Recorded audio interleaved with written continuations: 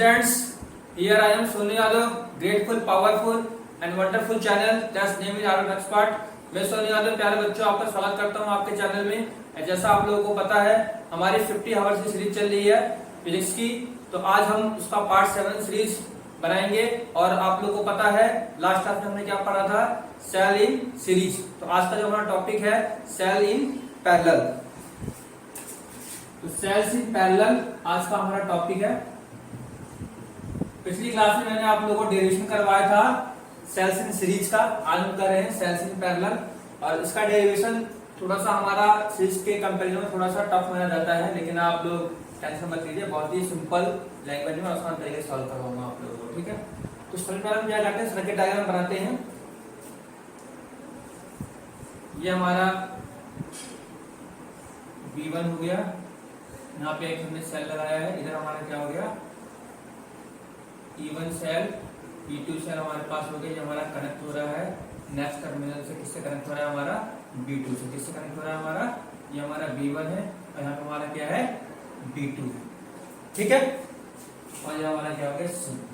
अब हमारे पास क्या होगा, सपोज दैट आप मान के चलते हो क्या होता है हमारे पास, इसका इंटर रेजिस्टेंस हमारे पास कितना है R1 है और इसका इंटर रेजिस्टेंस हमारे पास कितना है R2 है, ठीक है। हम मान के चलते हैं कि हमारा करंट यहाँ से I आ रहा है, ठीक है।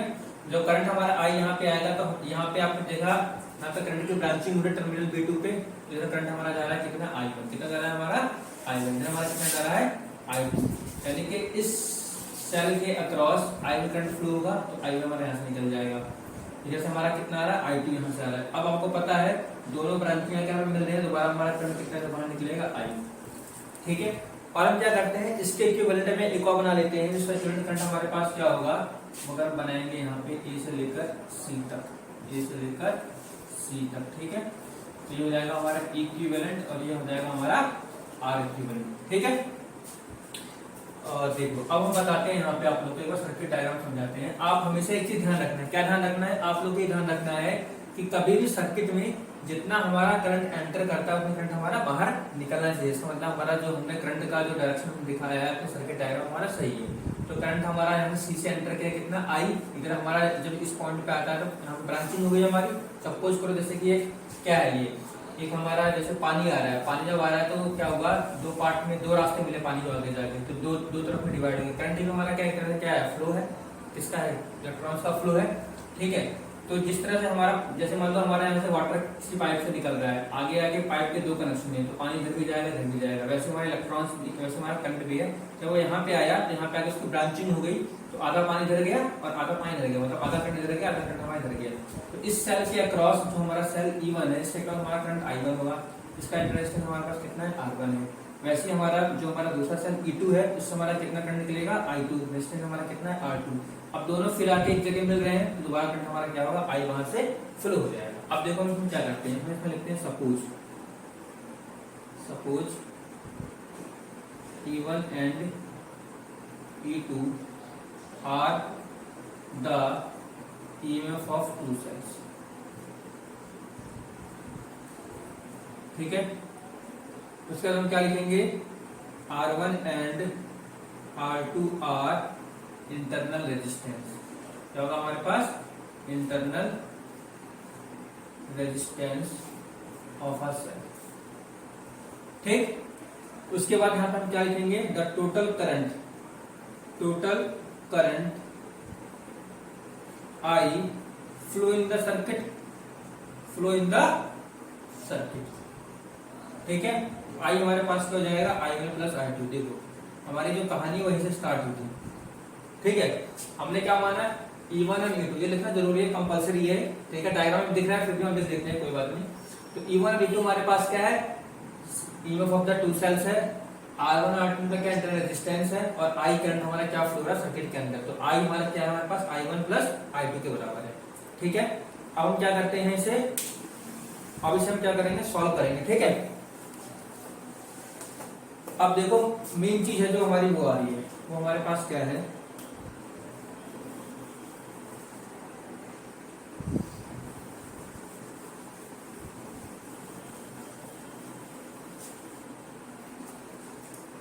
हम क्या निकालेंगे पोटेंशियल डिफरेंस, क्या निकालेंगे हम पोटेंशियल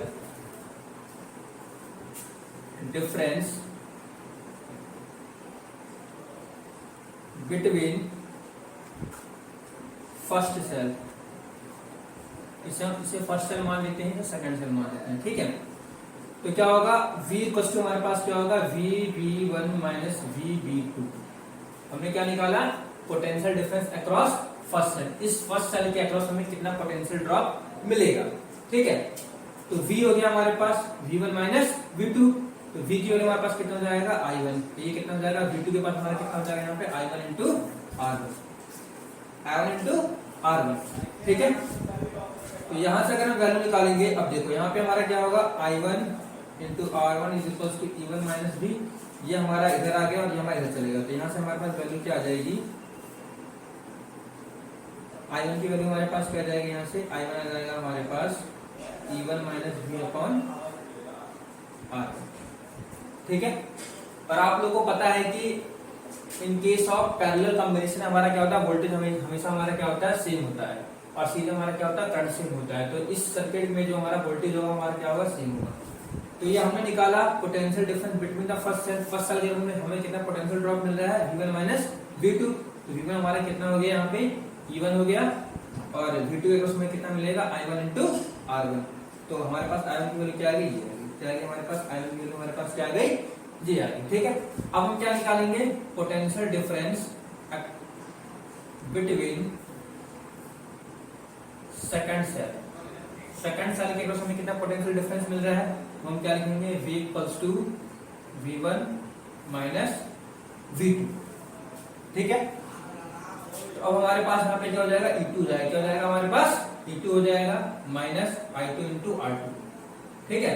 देखो जब हमने फर्स्ट सेल के अक्रॉस किया था तो v1 हमने क्या लिया था, e1 लिया था, क्योंकि हम फर्स्ट सेल की बात कर रहे थे, और v2 के हमारे पास क्या थी, i1 इंटू r2। जब हम सेकंड सेल के अक्रॉस बात करेंगे तो v1 हमारे पास क्या हो जाएगा, e2 हो जाएगा, v1 हमारे पास क्या हो जाएगा, e2 हो जाएगा, और जो हमारा v2 की वैल्यू हमारे पास क्या हो जाएगी, i2 इंटू r2, ठीक है। अब यहाँ से हम क्या करेंगे, i2 की वैल्यू निकालेंगे। तो अब इसको हम इधर ले आते हैं, तो क्या हो जाएगा, i2 into r2 is equal to e2 minus v। यहाँ से हम क्या करते हैं, i2 की वैल्यू निकालते हैं। तो i2 हमारे पास क्या जाएगा, e2 minus v upon r2, ठीक है। तो हमारे पास i1 की वैल्यू भी आ चुकी है, और हमारे पास क्या कहते हैं, i1 की वैल्यू भी आ चुकी है, हमारे पास क्या कहते हैं, i2 की वैल्यू भी आ गई है। अब दोनों वैल्यू हम क्या पुट करेंगे, जो हमारे पास इक्वेशन हमारे पास क्या थी, और इक्वेशन थी हमारे पास i equals to i1 plus i2, ठीक है। तो अब हम इस इक्वेशन में क्या करेंगे, i1 और i2 की वैल्यू को पुट करते हैं, ठीक है। चलो, अगर किसी को कोई दिक्कत हो पूछ लेना आप, बहुत ही सिंपल तरीके से बता रहा हूं, इससे ज्यादा सिंपल तरीका नहीं होगा डेरिवेशन को सॉल्व करने का, ठीक है। अब देखिए हमारे पास इक्वेशन क्या थी, हमारे पास इक्वेशन थी i equals to i1 plus i2। यहाँ पे हम i1 की वैल्यू पुट करते हैं, हमारे पास क्या निकली थी, e1 minus v upon r1 plus i2 की वैल्यू हमारे पास क्या थी, e2 minus v upon r2, ठीक है। अब हम क्या करेंगे, इन दोनों को अलग अलग कर लेते हैं। क्या करते हैं, हम इन दोनों को अलग अलग कर देते हैं। तो i इक्वल्स टू हमारे पास क्या हो जाएगा, e1 upon r1 minus v upon r1 plus e2 upon r2 और माइनस v अपॉन r2। अब देखो यहाँ पे हम क्या करेंगे, e1 और e2 को एक साथ ले लेंगे, ठीक है, और हम क्या करेंगे, v1 और v2 को एक साथ ले लेंगे। तो हमारे पास क्या आएगा, i1 is equals to e1 upon r1 plus e2 upon r2। अब यहाँ पे हमने क्या किया, v कॉमन ले, तो हमारे पास क्या हो जाएगा, 1 अपॉन r1 और प्लस 1 अपॉन r2, ठीक है। अब आइए इसके आगे सॉल्व करते हैं, इसके आगे हम सॉल्व करते हैं, देखिए इसके आगे सॉल्व करते हैं। इसके आगे क्या सॉल्व करेंगे हम, यहाँ पे हम क्या करेंगे, एलसीएम ले लेंगे। क्या करेंगे हम, यहाँ पे एलसीएम ले सकते हैं, ठीक है। तो एक काम हम करते हैं, पहले इस पूरे इक्वेशन को, इस पूरे चीज को उठा के हम इधर ले आते हैं, इसको इधर ले आते हैं। तो हमारे पास क्या होगा, v equals to 1 upon r1 plus 1 upon r2 is equals to, ये चीज हमारी किधर आ गई, इक्वल टू, तो i1 हमारा चल जाएगा e1 upon r1 plus e2 upon r2 minus का i, ठीक है।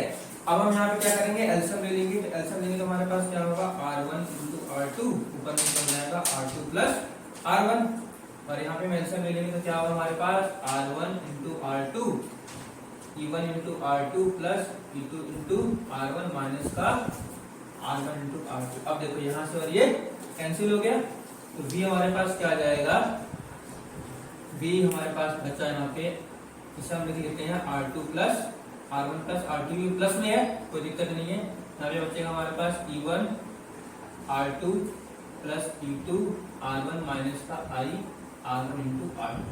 ठीक है, आपने नोट कर लिया होगा, इसमें मैं मिटा देता हूँ। अब इस इक्वेशन को देखो हम आगे रखते हैं।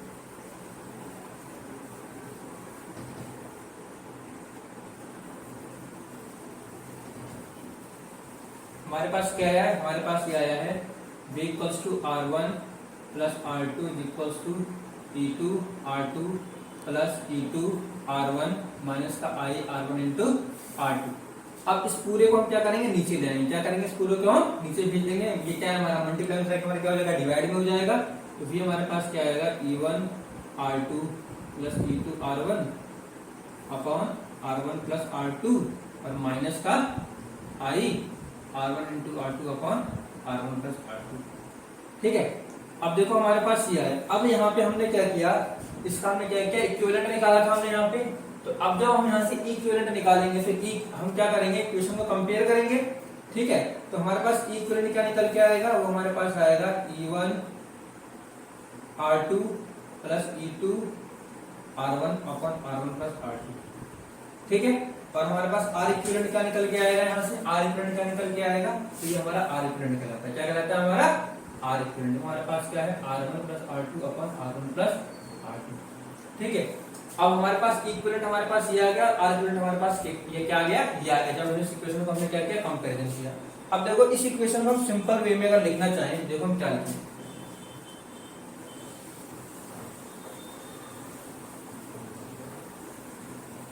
तो हम क्या करते हैं, हमने यहाँ पे क्या किया, इस इक्वेशन को क्या किया हमने इसके साथ कंपेयर किया तो हमारे पास ये आ गया। अब हम अगर इस इक्वेशन को सिंपल वे में लिखेंगे तो हम क्या निकालते हैं, इक्विवेलेंट अपॉन R इक्विवेलेंट निकालते हैं। क्या निकालते हैं हम, तो इक्विवेलेंट हमारे पास क्या है, E1 upon R2 plus E2 upon R1 upon R1 plus R2 divided by R1 into R2 upon R1 plus R2। अब देखो यहाँ से ये और ये कैंसिल हो जाएगा, तो इक्विवेलेंट अपॉन R इक्विवेलेंट हमारे पास क्या आएगा, I1 R2 plus E2 R2 upon R1 plus R2। अब देखो हम अगर हम इसका क्या लिखेंगे, सॉरी मल्टीप्लाई में है, अलग अलग करेंगे तो हमारे पास क्या आएगा, हमारे पास आएगा, देखो हमारे पास क्या आएगा,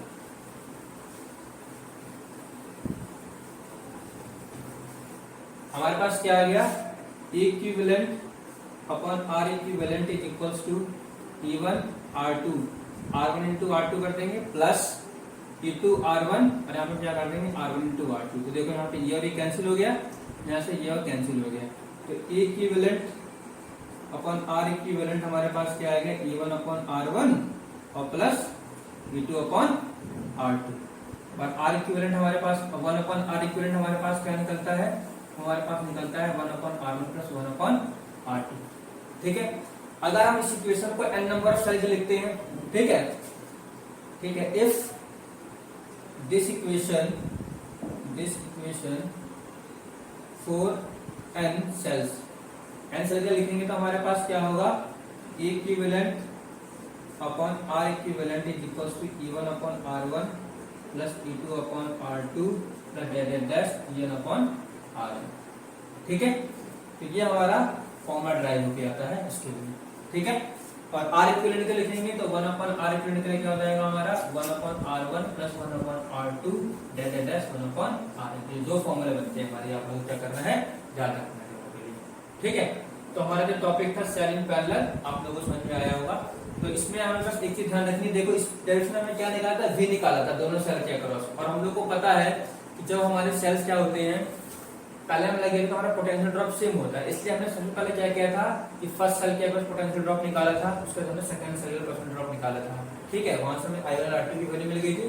फिर जो हमारे पास इक्वेशन है total current I plus two I plus R2 दोनों में हमने क्या किया था, पुट कर दिया था। आपको तीन चीजें ध्यान रखना डेरिवेशन के लिए। ठीक है, पहला हमें क्या करना है कि पहले हमें निकालना है potential drop across cell 1, E1 के अक्रॉस कितना पोटेंशियल ड्रॉप है, वहां से हमें क्या मिल जाता है, I1 मिल जाएगा आप लोगों को। ठीक है, वो हमारे पास कितना आया था, हमारे पास आया था I1 is equal to E1 minus V upon R1। फिर हमने सेकंड स्टेप में क्या किया, हमने निकाला potential drop across cell C2, तो वहां से हमें क्या मिल गया था, I2 मिल गया। तो हमारे पास क्या आया था, E2 minus V2 upon R2। अब इन दोनों की वैल्यू को यहाँ पे इक्वेशन में पुट कर देना है। जब पुट कर दोगे तो आपके पास इक्विवेलेंट और आर इक्विवेलेंट का दोनों का इक्वेशन आपके पास आ जाएगा। ठीक है, आशा करता हूँ आप लोगों को समझ में आया होगा। अब हम बढ़ते हैं अपने नेक्स्ट टॉपिक की तरफ। ठीक है, तो नेक्स्ट टॉपिक हमारा क्या है, हीटिंग इफेक्ट ऑफ करंट। क्या है हमारे पास, हीटिंग इफेक्ट ऑफ करंट। यानी कहने का मतलब क्या है कि जब किसी भी कंडक्टर के अंदर से हमारे क्या होते हैं, इलेक्ट्रॉन्स फ्लो होते हैं, तो जो हमारा कंडक्टर जो होता है हमारा हीट क्यों कर जाता है, उसके पीछे क्या रीजन है, वो मैं आप लोगों को बताऊंगा। ठीक है, वेरी इंटरेस्टिंग टॉपिक। ठीक है, इसमें हम समझेंगे कि हमारा कंडक्टर आखिर में हीट क्यों करता है, इतना गर्म क्यों हो जाता है। कई बार कंडक्टर इतना गर्म हो जाता है कि हमारा क्या होता है, वायर ब्लास्ट हो जाता है और हमारे घर में की लाइट की सप्लाई क्या जाती है, खत्म हो जाती है। इसके पीछे रीजन क्या है मैं आपको बताऊंगा आप लोगों को। देखिए, तो हमारा टॉपिक है हीटिंग इफेक्ट ऑफ करंट। क्या है हमारा topic, heating effect of current. ठीक है, इससे पहले डायग्राम बना लेते हैं। यहाँ पे हमने क्या किया, एक हमने कंडक्टर को लगाया है, यहाँ पे इसका पोटेंशियल A है और B है। ठीक है, इसे हमने क्या किया, एक बैटरी से हमने क्या किया है, कनेक्ट कर दिया है। ठीक है, ये V है, ये हो गया प्लस और माइनस, करंट हमारा I है, रेजिस्टेंस हमारे पास क्या है, R है। ठीक है, I करंट हमारा। तो पहले मैं लिखवाता हूँ आप लोगों को हीटिंग इफेक्ट ऑफ करंट की डेफिनेशन क्या है, पहले लिख लेते हैं। इसमें लिखो, the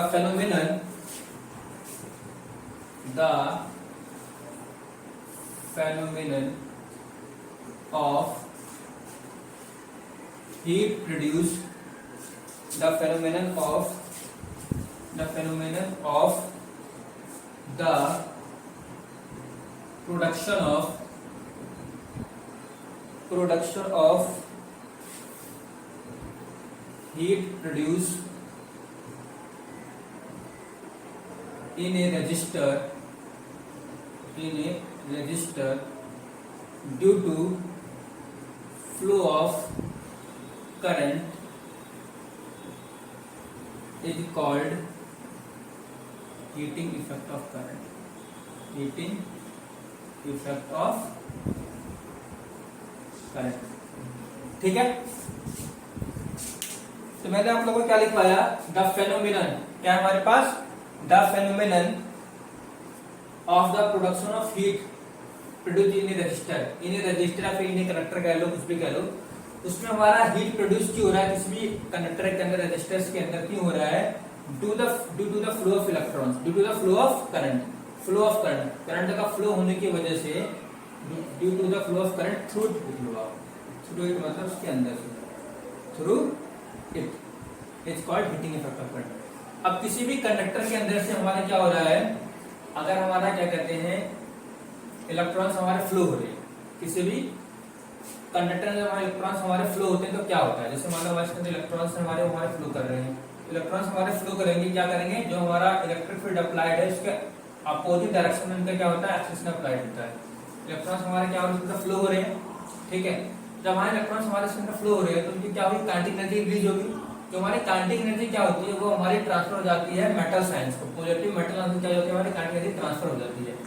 जब वो ट्रांसफर होती है तो जो हमारे मेटल आयंस होते हैं वो क्या करते हैं, अपने ही जगह पे, है ना, अपने ही जगह पे क्या होंगे, मोर एंड मोर वाइब्रेंट होना स्टार्ट कर देंगे। जब वाइब्रेंट होना स्टार्ट करेंगे तो कंडक्टर का जो हमारा टेम्परेचर वो क्या होगा, हमारा इंक्रीज हो जाएगा। क्या हो जाएगा, हमारा इंक्रीज हो जाएगा। टेम्परेचर घंटा हमारा क्या होगा, इंक्रीज हो जाएगा, तो हमारा जो वायर होता है क्या हो जाता है, हीट हो जाता है, जिसे हम क्या बोलते हैं, हीटिंग इफेक्ट ऑफ करंट। एक बार फिर समझाता हूँ कि जब हमारा किसी भी कंडक्टर का जब हम इलेक्ट्रॉन्स का फ्लो होता है उस टाइम पे क्या होता है, इलेक्ट्रॉन्स हमारे मूव करना स्टार्ट करते हैं। जब वो इलेक्ट्रॉन्स हमारे मूव करना स्टार्ट करते हैं तो उनकी काइनेटिक एनर्जी होती है, जब पता है हमारी काइनेटिक एनर्जी कब प्रोड्यूस होती है, जब कोई भी हमारा बॉडी मूव करता है, जब इलेक्ट्रॉन्स हमारे उसमें मूव करेंगे, ठीक है, मूव करते हैं, आपस में टकराते हैं, उस टाइम जो उनकी काइनेटिक एनर्जी है, क्या उनकी जो काइनेटिक एनर्जी है वो क्या होगी, हमारे पॉजिटिव मेटल आयंस को ट्रांसफर होगी। तो जो हमारे मेटल आयंस होंगे वो हमारे क्या करेंगे, पॉजिटिव हमारे मेटल आयंस हैं वो हमारे क्या करते हैं, अपनी जगह पे क्या करते हैं, मोर एंड मोर फ्रीक्वेंटली क्या करते हैं, वाइब्रेट हो जाते हैं। जब वाइब्रेट होते हैं तो क्या होता है, हमारा कंडक्टर का टेम्परेचर बढ़ जाता है। क्या होता है हमारा कंडक्टर टेम्परेचर हमारा बढ़ जाता है, कंडक्टर हमारा क्या होता है हीट हो जाता है जब उसमें करंट फ्लो होता है। तो ये हमारा रीजन है, ठीक है। तो ये तो हमारा ये हो गया। अब हम यहाँ पे क्या निकालते हैं, हीटिंग इफेक्ट ऑफ करंट हम निकालते हैं, ठीक। तो जब हमारे इलेक्ट्रॉन जिसमें हमारे फ्लो हो रहे हैं, ठीक है, तो इसमें हम लिख देते हैं suppose I is the current flow in the circuit, ठीक है। इसमें मिटा देता हूँ, आई हमारा करंट फ्लो रहा है सर्किट के अंदर, ठीक है। अब हम इसमें हम क्या निकालेंगे, हीटिंग इफेक्ट ऑफ करंट, हम जूल्स का हम डराइव करने जा रहे हैं, ठीक है। इसे आप ये भी कह सकते हो कि हीट प्रोड्यूसिंग रेजिस्टर, ये भी इस टॉपिक का नाम ले सकते हो, लेना चाहो तो हीट प्रोड्यूसिंग रेजिस्टर भी कहते हैं इसमें, कोई दिक्कत नहीं है, ठीक है। हीट प्रोड्यूसिंग रेजिस्टर, इसे आप ये लिख सकते हो, ये लिखा है heat producing resistor. Next topic को कर देते हैं, ठीक है। हीट प्रोड्यूस इन रेजिस्टर, मैंने आप लोगों के सामने क्या रजिस्टर बनाया है, ठीक है। तो यहाँ पे जो हमारा टर्मिनल ए है, यहाँ पे पोटेंशियल ड्रॉप हमारा कितना होगा, VA होगा। इस पॉइंट पर पोटेंशियल ड्रॉप कितना होगा हमारा, VB होगा। तो हमारा करंट जो हमारा हमें पता है हमारा हायर पोटेंशियल है, हमारा लोअर पोटेंशियल है। तो हमेशा हमारे पास क्या होता है, VA ग्रेटर देन क्या होता है, VB होता है। क्या होता है हमारे पास, VA ग्रेटर देन VB होता है। तो अगर हम यहाँ से V निकालेंगे तो क्या होगा हमारे पास, VA माइनस VB। क्या होगा हमारे पास, VA माइनस VB, जो कि हमारा क्या है ग्रेटर देन 0, 0 से हमारा क्या बड़ा होगा। तो यहाँ पे हम क्या सकते हैं, द अमाउंट ऑफ चार्ज, क्या होगा, amount of charge from A to B। जब हमारा करंट A to B में फ्लो कर रहा है, वहां पे हमारा जो फ्लो ऑफ चार्ज होगा हमारे पास क्या होगा, Q इक्वल्स टू हमारे पास क्या होगा, I इंटू T। आप लोगों को पता है फॉर्मूला होता है, ठीक है। अब मैंने आप लोगों को बताया था कि जब हमारे इलेक्ट्रॉन्स कंडक्टर से क्या करेंगे, मूव करते हैं, तो इसमें क्या होता है, हमारी काइनेटिक एनर्जी इंड्यूस होती है, काइनेटिक एनर्जी हमारी प्रोड्यूस होती है। तो हम यहाँ पे क्या लिख देंगे, W इक्वल्स टू हमारे पास क्या होता है, Q इंटू V, आप लोगों को पता है, ठीक है। तो ये जो W है, ये हमारा क्या है, यहाँ पे काइनेटिक एनर्जी है। हमने किस रिप्रेजेंट किया, W से रिप्रेजेंट किया। काइनेटिक एनर्जी हमारी कैसे आती है, जब इलेक्ट्रॉन्स हमारे क्या करते हैं, मूव करते हैं, तब इलेक्ट्रॉन्स हमारे फ्लो कर रहे हैं, due to the motion of electron the kinetic energy produced in the wire, वो हमारी काइनेटिक एनर्जी है। W इक्वल्स टू हमारे पास होगा Q इंटू V हो गया। और हमारे पास पता है फ्रॉम ओम्स लॉ, क्या होता है हमारे पास, फ्रॉम ओम्स लॉ। बहुत ही आसान तरीके से बता रहा हूँ। ओम्स लॉ हमारे पास क्या होता है, V इक्वल्स टू हमारे पास क्या होता है, IR होता है। तो यहाँ पे हम क्या पुट कर देंगे, V की जगह पे पुट कर देंगे हम IR। Q equals to I into R हो गया, और Q की वैल्यू हमारे पास क्या, IT, वहां यहाँ पुट कर देंगे। W इक्वल्स टू हमारे पास हो जाएगा IT इंटू IR। तो हमारे पास क्या आएगा, ये H equals to I square RT। क्या हो गया हमारे पास, H equals to I square RT। इसे हम क्या बोलते हैं, दिस इक्वेशन इज नोन